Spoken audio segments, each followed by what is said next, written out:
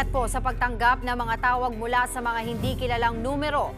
Ang isang babae kasi na biktima ng tinatawag na voice phishing kaya nagamit ng mga salarin ang kanyang credit card.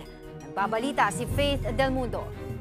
Sobrang paulit-ulit sa isip na ang tanga-tanga ko.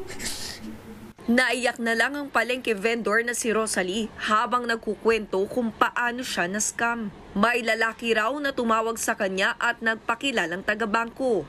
Hiningi ng caller ang natanggap ni Rosalie na one-time password o OTP. Noong una, hindi niya ito ibinigay.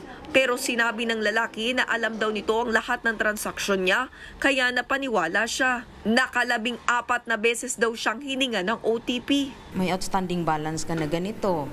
May yung amount na alam ko na nabayarin ko, alam niya. Na mental block na ako. Lahat ng pinadala niya sa akin, sumunod na lang ako ng sumunod. Nalaman na lang niya na naloko siya dahil tumawag ang bangko sa kanya.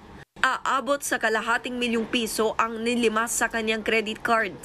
Ayon sa PNP Anti-Cybercrime Group, ang ganitong uri ng scam ay tinatawag na voice phishing o vishing.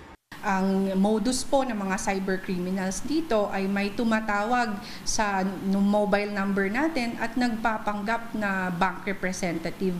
Wanted na ng mga lespo ang suspect. Sa tala ng PNP Anti-Cybercrime Group, nasa 34 na mga nahuling sangkot sa phishing ngayong taon.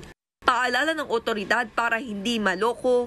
Mas mainam po na mag-verify po tayo dun sa payment service provider or sa bangko po natin or any financial institutions bago po tayo magbigay ng one-time PIN or code man po dyan sa mga nakakausap natin online. Para sa 1PH, Faith Del Mundo, News 5.